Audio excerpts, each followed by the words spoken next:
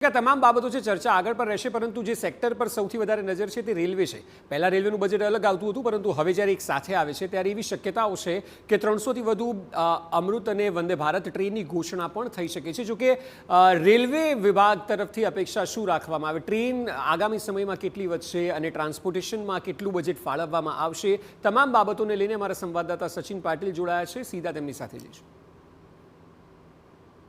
નિર્મલા સીતારમણ આજે બજેટ રજૂ કરવાના છે અને આ બજેટમાં લોકોની આકાંક્ષા અને અપેક્ષાઓ છે, ત્યારે રેલવેને લઈને લોકોની શું અપેક્ષાઓ છે એ વિશે ખાસ વાત કરીશું. આપણી સાથે કેટલાક લોકો છે.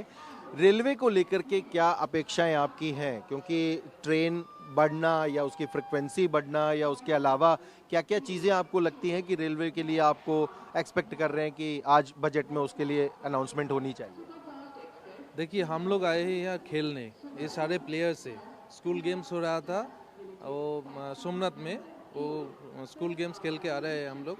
तो एक प्रॉब्लम हम लोग का बहुत ज़्यादा है, वो क्या है कि आप इससे पहले कोरोना के पहले से कॉन्सेशन था प्लेयर्स लोगों का, अभी वो कोरोना से वो कॉन्सेशन उठ गए हैं.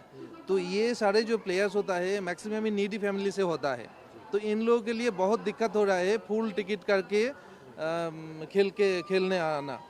और जो एसोसिएशन है वो सारे एसोसिएशन का भी यही दिक्कत हो रहा है, पूरा टिकट करके पूरा पैसा देके आना, ये बहुत प्रॉब्लम है. ये अगर ध्यान देगा गवर्नमेंट तो बहुत अच्छा होगा. आपका क्या मानना है, क्या चीज़ें आपने फेस करी हैं या आपको लगता है कि ट्रेन में ये या रेलवे में ये होना चाहिए?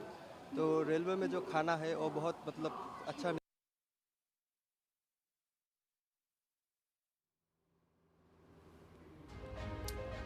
તો રેલવેને લઈને જે અપેક્ષાઓ છે તે યાત્રીઓ જણાવી રહ્યા હતા કે શું સુધારા થવા જોઈએ અને સામાન્ય માણસ જે લગભગ રોજ ટ્રાવેલ કરે છે ટ્રેનમાં તે લોકોની અપેક્ષાઓ શું છે અને એ મુજબની તેઓ વાત કરી રહ્યા હતા. જો કે રેલવે સિવાય પણ ઇન્ફ્રાસ્ટ્રક્ચર પર ફોકસ કરવામાં આવશે, હેલ્થ સેક્ટર પર ફોકસ કરવામાં આવશે, આ તમામ મોટા સેક્ટર છે, એફડીઆઈ પર પણ ફોકસ કરવામાં આવશે અને તેના થકી 26-27નું એક વિઝન જે છે તે સરકાર રજૂ કરશે.